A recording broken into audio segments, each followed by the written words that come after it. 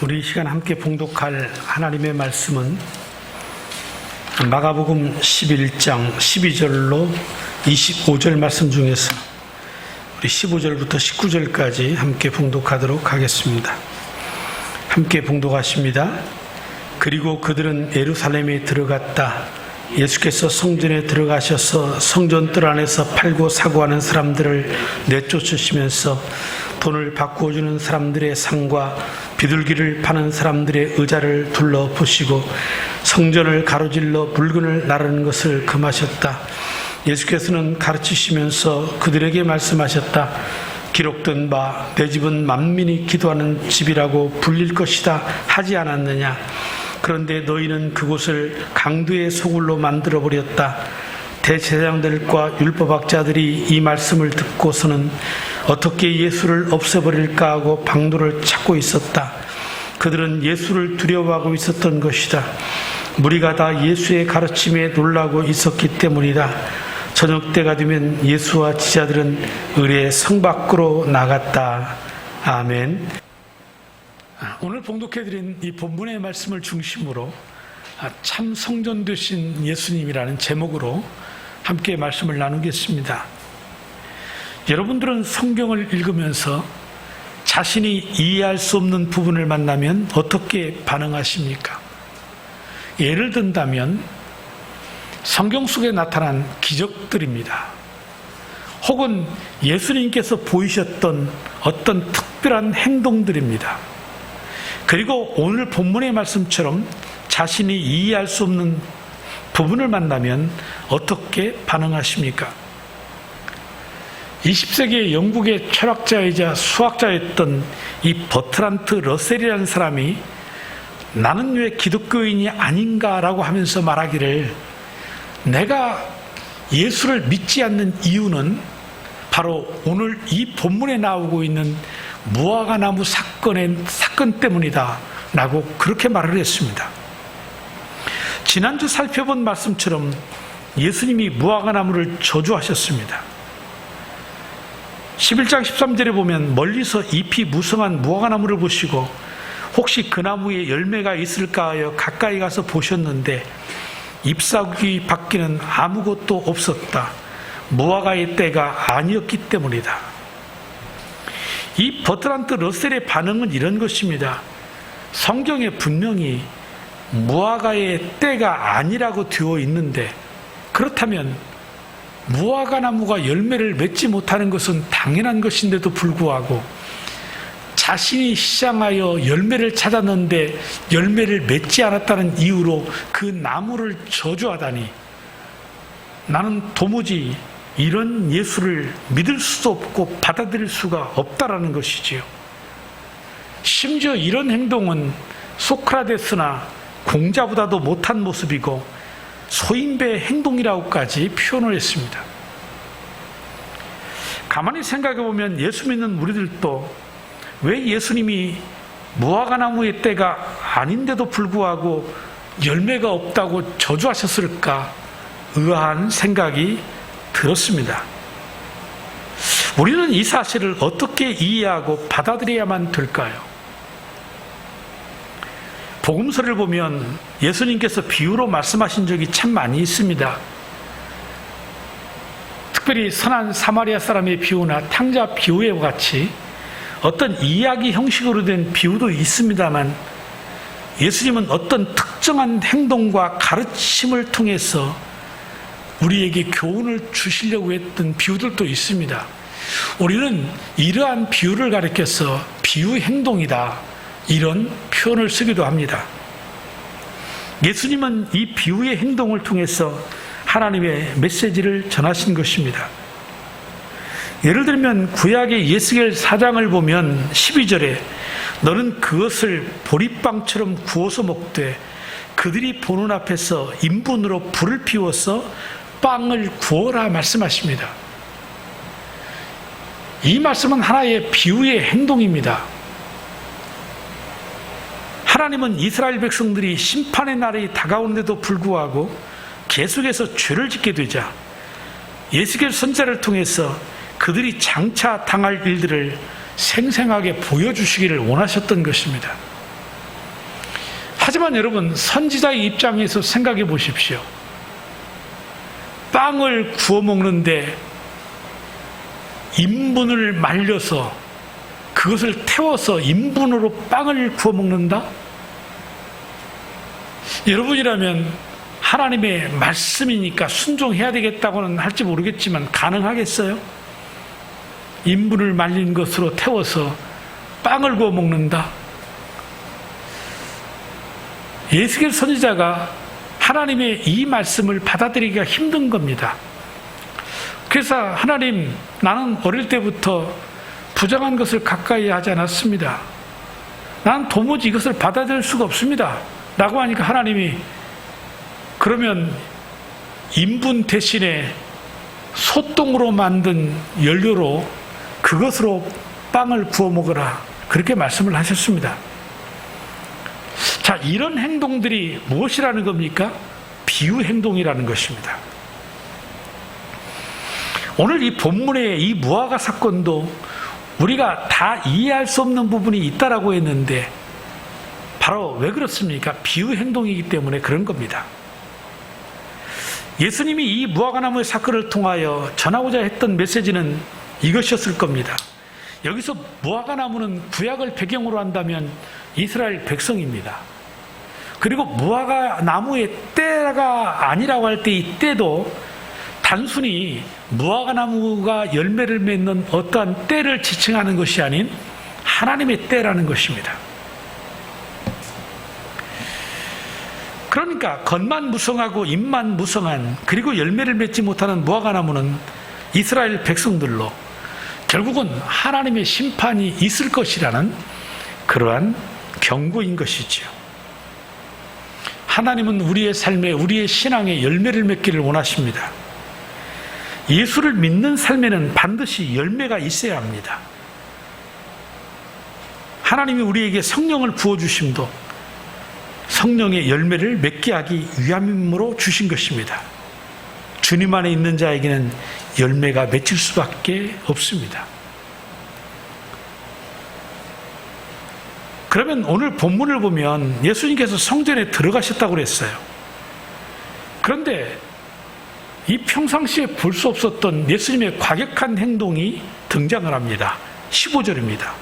그리고 그들은 예루살렘에 들어갔다. 예수께서 성전에 들어가셔서 성전 뜰에서 팔고 사고 하는 사람들을 내쫓으면서 돈을 바꿔주는 사람들의 상과 비둘기를 파는 사람들의 의자를 둘러 엎으시고, 왜 온유하고 겸손하신 예수님께서 분노에 찬 행동을 하셨을까요? 여기서 매매하는 자들이라는 누구를 말합니까? 바로 성전에서 재물들을 파는 자들입니다. 유대교는 제사의 종교입니다. 자신의 죄를 용서받기 위해서 제사를 드려야 하고, 제사를 드리는 장소가 바로 성전이었던 것입니다. 그리고 그 재물들은 흠이 없어야 합니다. 양이나 어떤 짐승에 흠이 있으면 결격 사유가 되는 것입니다. 예를 들면 어떤 사람은 예루살렘에 산다면 집에서 가까우니까 집에서 기르던 가장 좋은 양과 염소를 가지고 올 수 있겠지요.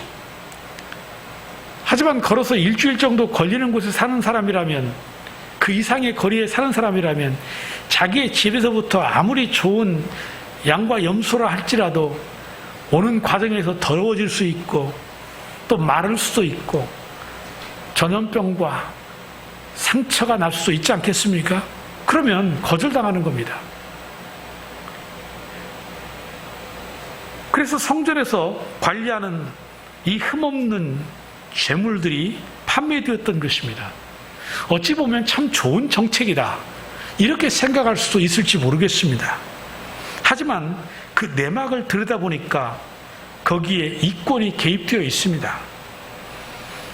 제사장들이 재물을 파는 사람들과 결탁해서 자릿세나 어떤 허가세를 받게 되니 자연히 재물의 가격이 높을 수밖에 없고, 가지고 온 재물에 조금만 흠이 있어도 퇴짜를 놓으니까 어쩔 수 없이 이 성전에서 파는 재물을 사게 되었을 것입니다. 그리고 등장하는 또 한 부류가 누굽니까? 15절에 중반절에 뭐라고 되어 있습니까? 돈을 바꾸어주는 사람들의 상과, 이 돈을 바꾸어주는 사람들, 바로 환전상들입니다. 당시에 통용되었던 화폐는 로마의 화폐입니다. 하지만 이 로마의 화폐를 성전에서는 사용할 수가 없습니다. 그러니 이 성전에서 하나님께 성전세를 내기 위해서는 세겔로 이것을 바꿔야만 했던 것입니다. 출애굽기 30장 13절은 무릇 계수 중에 드는 자마다 성소의 세겔대로 반 세겔을 낼지니 한 세겔은 20게라라 그 반 세겔을 여호와께 드릴지며. 왜 로마의 당시의 화폐를 사용할 수 없었을까요? 그 화폐에는 이 로마 황제의 얼굴이 새겨져 있고 거기에는 이런 문구가 쓰여져 있습니다. 로마 황제는 신의 아들이다. 그러니 이 로마 화폐를 성전에서 사용한다는 것은 10계명의 제1계명과 2계명을 범하는 것이요 우상을 숭배하는 것이 되는 것입니다. 그래서 이 로마의 돈을 세겔로 환전해 주는 사람들이 있었습니다.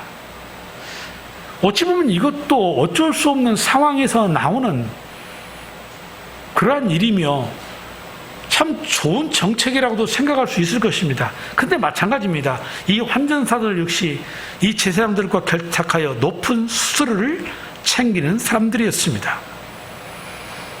그래서 15절과 16절을 다시 보면 그리고 그들은 예루살렘에 들어갔다.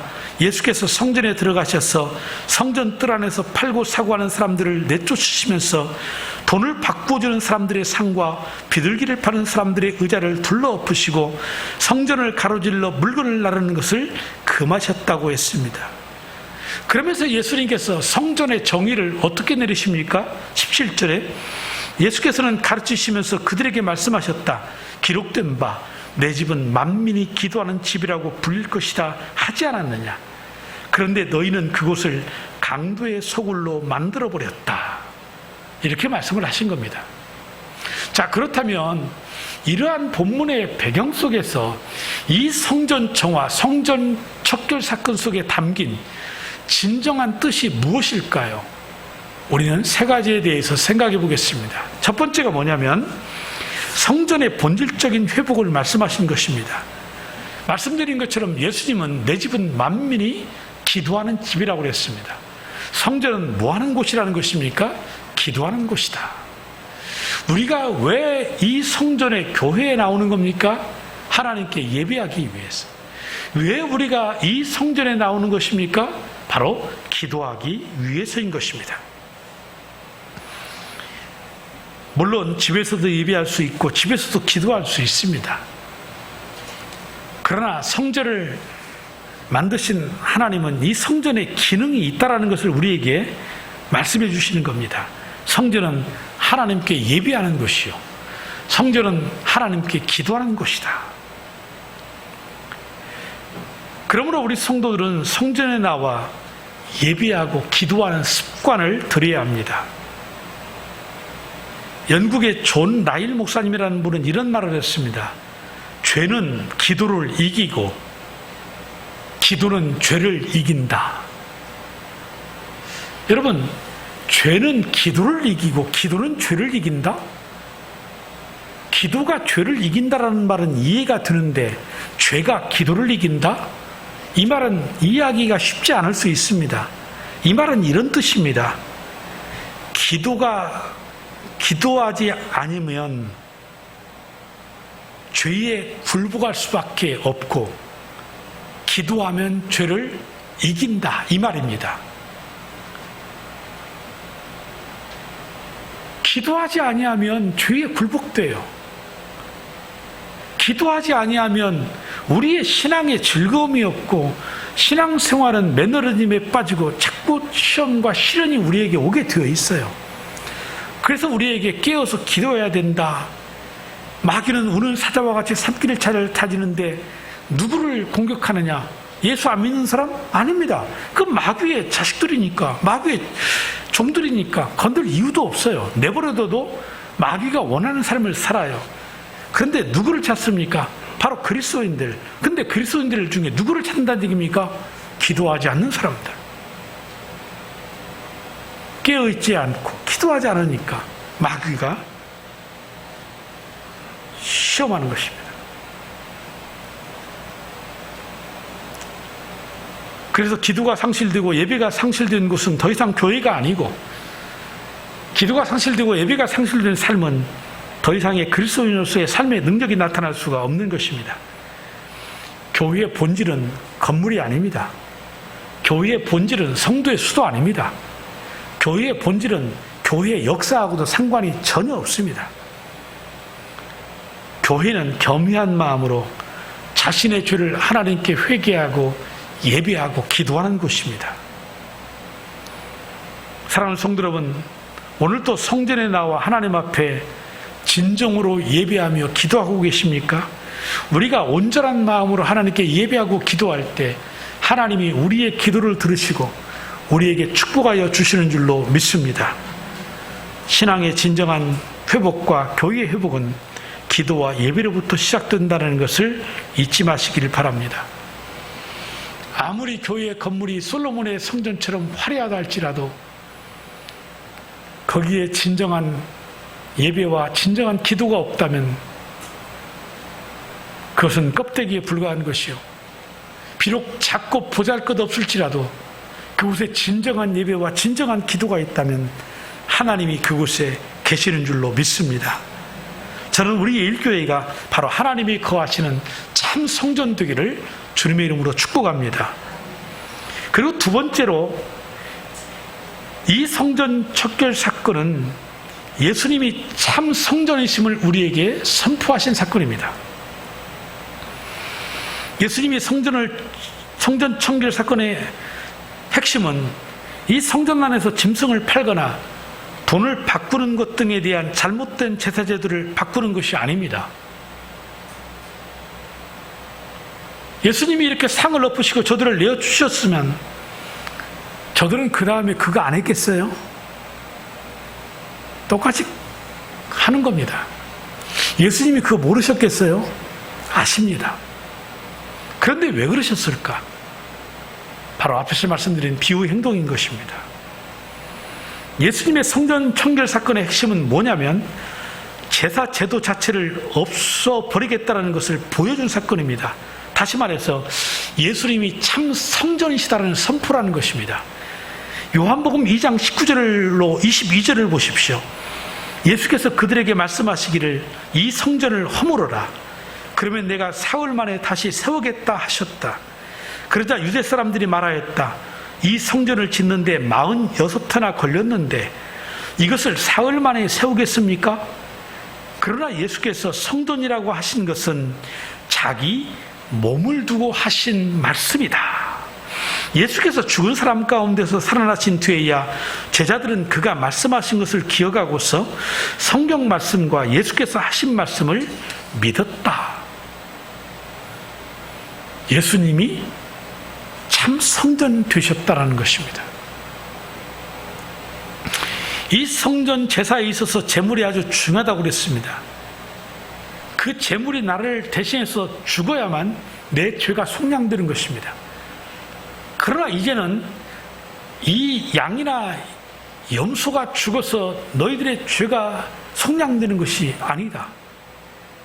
내가 십자가에 너희들을 위하여 대신하여 죽음으로 말미암아 속량되는 것이다. 그래서 성전을 통하여 우리가 하나님께 예배하고 기도하는 것은 그 예수 그리스도를 통하여 하나님께 나아가는 거지요. 짐승 제사로 죄를 대속받는 시대는 끝난 겁니다. 이제는 십자가의 대속물로 주려오신 예수님의 시대라는 것을 보여주신 겁니다. 예루살렘의 입성의 의미가 그거 아니겠습니까? 나는 이제 죽으러 간다. 왜 죽으러 가는 겁니까? 온 인류의 진정한 구세주, 속죄의 제물로 십자가에 달려 죽으시기 위해서 그 길을 가시는 것입니다. 그래서 예수님은 이 성전 정화를 통하여 성전의 진정한 의미를 드러내신 것입니다. 우리는 이 예수님을 통하여만 하나님께 나아갈 수 있습니다. 다른 길은 없습니다. 오직 예수. 오직 예수 그리스도 그분을 통하여만 하나님께 나아갈 수 있게 된 것입니다. 그래서 히브리 기자는 히브리서 10장 20절에 예수께서는 휘장을 꿰뚫어서 우리에게 새로운 살 길을 열어주셨습니다. 그런데 그 휘장은 곧 그의 육체입니다. 사랑하는 성도 여러분, 예수님은 우리의 참 성전이 되십니다. 그리고 예수님이 참 성전 되시기에 그 예수 그리스도를 믿는 우리들도 성전이 되는 줄로 믿습니다. 그래서 우리가 예수 그리스도를 구주로 영접하면 성령님이 우리 안에 거하시지요. 나의 삶의 주인이 되시고 나와 함께 거하시며 나를 통치하시고 다스리시게 되는 겁니다. 그래서 우리가 하나님의 성전인 것입니다. 우리 모두는 예수로 말미암아 성전되고 성전 되신 예수님을 믿음으로 말미암아 하나님 아버지께 나와 예배를 드리는 자가 될 수가 있는 것입니다. 따라서 우리 모두는 예수님이 참 성전 되심을 믿어야 합니다. 그리고 또한 예수를 믿는 우리들도 하나님의 참 성전 되었음을 믿으면서 이제는 성전된 우리 안에 진정한 예배가 회복되고 진정한 기도가 회복되어서 하나님께 영광을 돌리는 그런 복된 삶을 살아야 될 줄로 믿습니다. 그리고 마지막 세 번째로는 주어진 역할을 잘못하면 심판을 받는다라는 의미입니다. 무화과 나무는 열매를 맺어야 되고 성전은 만민이 기도하는 집으로서의 역할을 감당해야 합니다. 그 역할을 감당할 수 없다면 결국은 무화과 나무가 마른 것처럼 심판을 받을 수밖에 없는 것입니다. 당시 성전은 종교나 정치나 교육 모든 면에서 백성들에게 위로와 소망이 주는 곳이 되어야 했습니다. 그런데 예수님 당시의 성전은 위로와 소망을 주기보다는 백성들의 원성이 쏠리는 곳이었습니다. 왜 그렇습니까?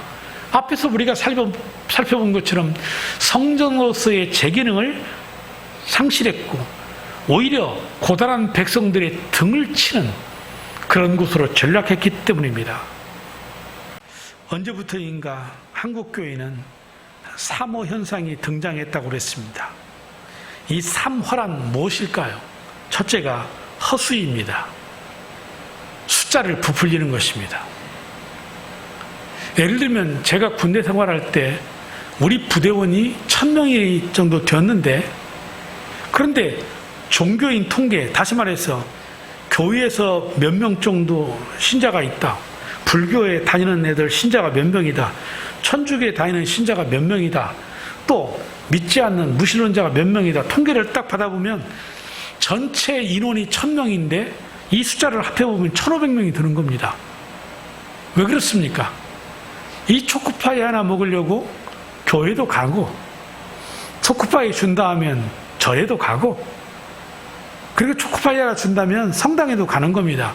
그런데 성당에 가고 이런 교회에 가고 절에 가면 등록카드를 쓰는 겁니다. 한번 등록하면 그것이 교족부가 되는 거고요. 그러다 보니 인원은 1000명인데 종교의 최적 인원은 1500명이 되는 겁니다. 허수인 것입니다. 그래서 대형교회들이 8만 명, 7만 명 이런 얘기를 합니다. 그런데 실제에 예배에 참석하는 사람은 3만 명, 4만 명밖에 안 된다는 얘기입니다. 교회가 대형화될수록 허수가 거의 반 이상이 됩니다. 성도들이 이 교회, 저 교회에 이동을 하다 보니 허수가 생기는 것입니다. 그리고 교회는 그 허수를 진짜인 것처럼 자랑합니다. 그리고 둘째로는 허세입니다. 허세가 무엇입니까? 실제로는 없으면서 있는 척 하는 것. 혹은 아무것도 아닌 것을, 당연한 것을 마치 크게 과대 포장해서 나타내려고 하는 것입니다. 이것도 예를 들어 본다면 이런 얘기입니다. 우리 교회는 대통령이 출석했던 교회야. 우리 교회는 법조인들이 몇십 명이 있고 의사들이 얼마가 있고 어느 기업 회장이 우리 교회를 출석하고 있고 어떤 연예인이 우리 교회를 출석하고 있다. 여러분, 대통령이든 정치인이든 경제인이든 연예인이든 어느 교회에 등록해서 신앙생활 하는 거, 그것이 나쁘다고 말하는 게 아니지요. 교회는 하나님의 이름을 드러내고 하나님을 자랑하는 곳인데, 하나님의 이름과 하나님의 힘을 자랑하기보다는 이러한 어떤 유명인들, 사람들을 자꾸 드러내고 마치 홍보하고 자랑하듯이 한다는 거, 이거 다 뭡니까? 허세입니다. 허세신앙은 허파에 바람이 든 것과 같은 위험한 신앙입니다. 결국은 어느 순간에 가면, 허세를 부리다 보면 어느 순간에 풍선이 빵 하고 터지는 것처럼 터져버릴 수밖에 없습니다. 이 코로나19 가운데 위기를 겪는 건 다 마찬가지예요. 특별히 교회들 정말 어렵습니다. 근데 작은 교회가 어려울까요? 큰 교회가 어려울까요? 큰 교회가 어렵습니다. 터지는 겁니다. 그리고 세 번째로는 허상입니다. 실체가 존재하지 않습니다. 그리고 그것이 추구하는 것이 잘못된 겁니다. 허상입니다. 결국 무너지는 겁니다. 하나님의 비전이 아닌 자신의 야망을 포장하며 살아가는 것을 말합니다. 비전이란 나의 비전이 아닙니다. 나를 통해서 이루실 하나님의 비전인 것입니다. 야망의 중심에는 내가 있고 나라는 존재가 있고, 비전의 중심에는 언제나 하나님의 꿈이 있습니다. 그리스도인들이 비전을 이루며 살면 결국은 하나님의 하나님 되심이 드러나야 합니다. 이것이 비전인 것입니다. 그런데 하나님의 영광이 아니라 자신이 드러나는 것, 이것은 허상에 불과한 것입니다. 우리가 큰 교회를 목회하고 많은 성도들 앞에서 설교하는 목사님들 성공한 목회자라고 부릅니다. 그렇다면 작은 교회 목회자는 실패한 것인가? 결코 그렇지 않습니다. 만약 그렇게 생각하는 이가 있다면 야망을 비전으로 착각했을 가능성이 매우 큽니다. 이런 허세, 허수, 허상, 이 세 가지가 오늘날의 한국교회의 모습인지 혹은 나의 신앙의 모습인지 우리는 살펴봐야 합니다. 하나님께서는 우리가 진정한 그리스도인으로서의 삶의 열매를 바라고 계십니다. 그러므로 우리는 허세와 허수, 허영과 같은 마음을 버리고 하나님 앞에 열매를 맺어짐으로 말미암아 하나님의 영광을 드러내야 될 줄로 믿습니다. 말씀을 맺습니다. 무화과나무의 마른 사건은 비유 행동입니다. 예수님은 무화과나무의 마른 사건을 통하여서 성전의 본질적 회복을 말씀하셨습니다. 예수님이 성전을 청결하게 하신 행동은 성전의 제사와 의식이 있는데 정작 그들의 마음의 중심에 하나님이 없기 때문 아닙니까? 그러므로 이 사건은 단순히 성전에서 무엇은 팔면 되고 무엇은 팔면 안 된다라고 하는 그런 문제가 아니라 하나님의 임재가 있느냐 없느냐의 문제라고 보는 것이 옳습니다. 예배라는 이름은 붙였지만은 그렇다고 해서 모두가 예배가 아닙니다. 찬송가라는 이름을 붙이고 가사가 은혜스럽다고 해서 모두가 찬송가가 되는 것이 아니란 얘기입니다. 하나님이 계시지 않는 예배, 하나님의 영광이 선포되지 않는 찬양, 더 이상 예배도 찬양도 아닌 것입니다.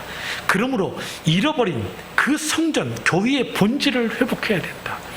하나님의 임재가 있는 삶을 살아야 된다라는 것을 우리는 잊어서는 안 될 것입니다. 그리고 예수님이 참 성전이심을 선언하셨습니다. 예수님이 새 성전 되셔서 옛 성전에 찾아오신 사건은 이제는 옛 시대가 끝나고 새로운 시대가 시작된다는 것을 선포하는 것이며, 참 성전 되신 예수님을 믿는 우리들도 하나님 앞에 참 성전임을 깨달아서 이제는 참 성전된 열매를 맺는 신앙생활을 해야 되는 것입니다. 그리고 마지막, 성전이 본래 역할을 못한다면 심판을 받는 것처럼 우리 역시 열매를 맺는 신앙생활을 하지 못한다면 하나님의 심판이 있음을 기억해야 합니다. 화려한 입술의 신앙 고백 자체로는 무의미합니다. 열매가 있어야 합니다. 그러므로 저는 우리의 사랑하는 성도들 모두가 다 내주하시는 참 성전이신 예수님을 통하여서, 성령님을 통하여서 그리스도인으로서의 이 땅에서 참된 열매를 맺어서 하나님께 영광을 돌리고 하나님의 비전, 그 꿈을 이루어드릴 수 있는 복된 삶 살아가는 저와 여러분 되시기를 주님의 이름으로 축복합니다.